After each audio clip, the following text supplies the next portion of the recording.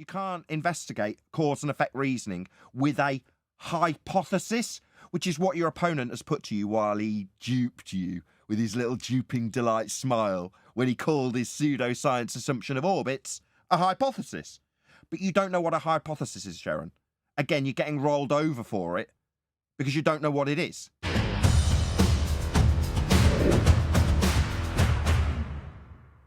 When you put out cookies for Santa, the kid sees the cookies go out, the kid goes to bed, he wakes up the next morning, and the cookies have been eaten.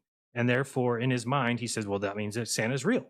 And this is what Globers do, is they're given the answers to these questions. They're given like numbers to plug into formulas. And then they're like, oh, when I plug these numbers in, look at it, it comes out to exactly what we expect. But the numbers being plugged in are numbers of an assumed orbital motion. It's not evidence of anything. It's cookies for Santa. This isn't simplistic like cookies, right? These are things that somebody that is not NASA took data from NASA, said, well, if NASA is correct, then when they assume orbital motion. Yeah, is this going to slip Jaren by a second time? Let's have a look. Then we must see the ISS on this date in this location. In an orbital motion that I assume. When's this going to get pointed out? Right, the transit finder isn't a NASA website. They're just taking the data that NASA publishes about it, right? Correct. Yes. So and then which affirms your consequent. Great. Yeah. So we're affirming the consequent of orbital motion now. Say, well, here's where it's going to be. Then somebody goes and says, well, I'm going to go grab the orbital mechanics application, and I'm going to. There it is, Jaren.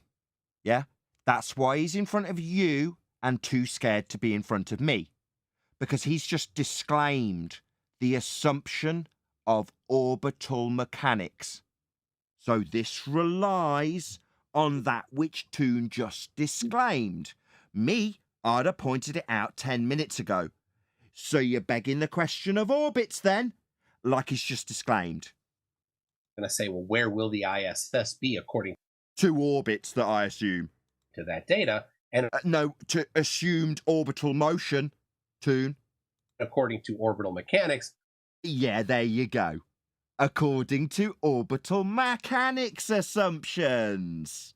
So long as we assume we've got orbital mechanics, the numbers that Jaren moans about us plugging in, yeah, who gives a shit? We're assuming orbital mechanics, aren't we? Like Toon's just disclaimed. Jaren hasn't even looked up. It will be here. All right, well, let's go confirm it. Well, there's your science. Science? Look at that smug look on his face while he dupes Jaren. You're getting raped, Jaren, by Toon, and he knows it. Smug bastard knows that he's getting one over on you while he tells you, because you don't know what science is, that orbital mechanics is science, and then he gets his little duper's delight. Look at that duper's delight. Because orbital mechanics is science. But you not knowing what science is, you're going to poke your head up now and go, oh, right, so the science says it.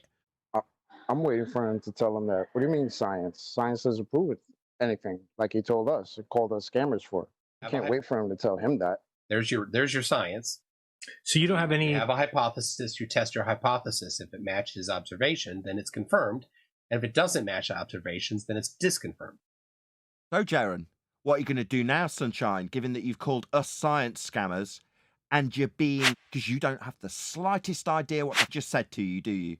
You don't know if it's right or wrong. You haven't got the slightest idea. We do. I could rip that to shreds. You haven't got a clue what science is, Jaren. That's why you called us scammers.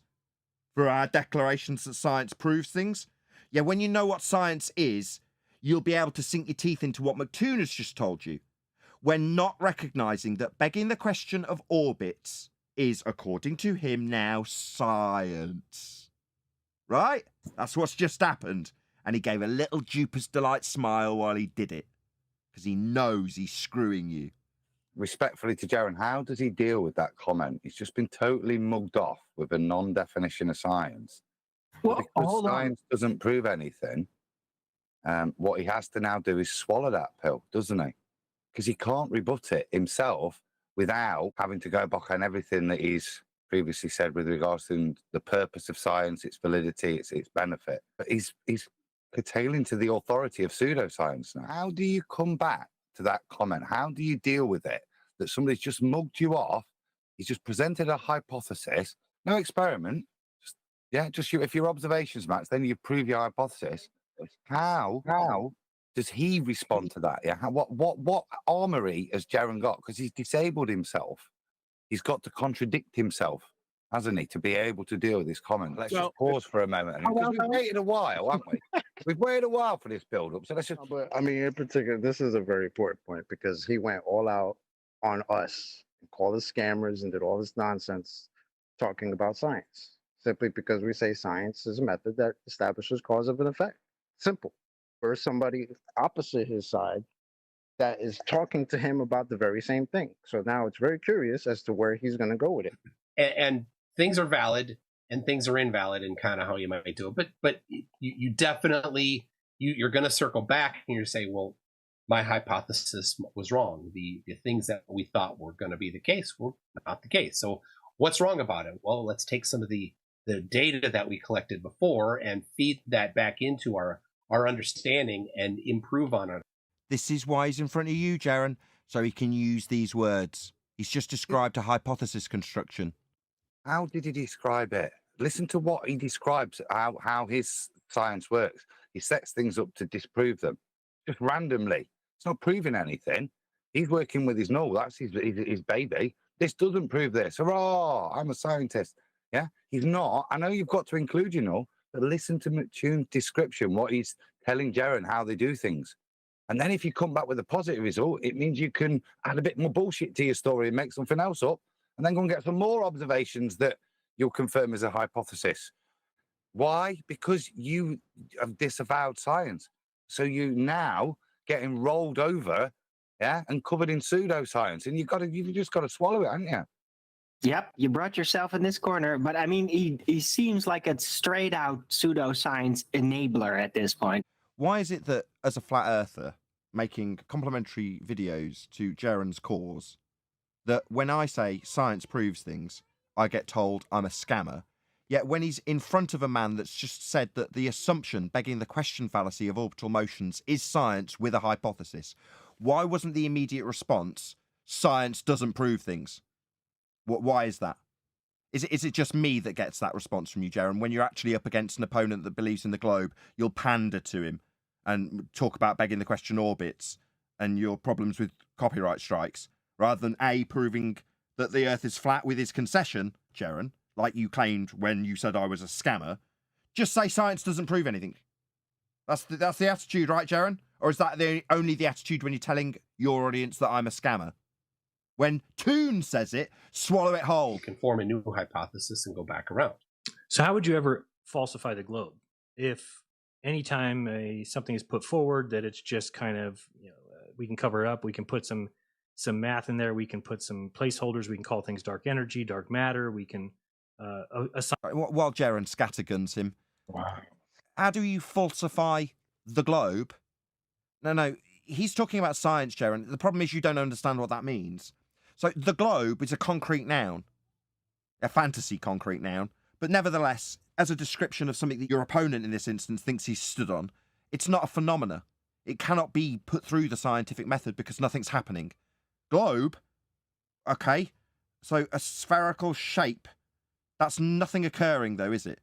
So it's not open to the inquiry method of science. You can't investigate cause and effect reasoning with a hypothesis, which is what your opponent has put to you while he duped you with his little duping delight smile when he called his pseudoscience assumption of orbits a hypothesis.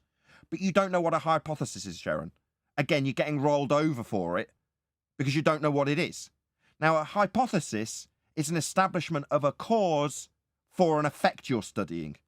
There is no effect for globe, as you have asked him, demonstrating admirably that you don't understand the principles of science. That is the establishment of cause for an effect.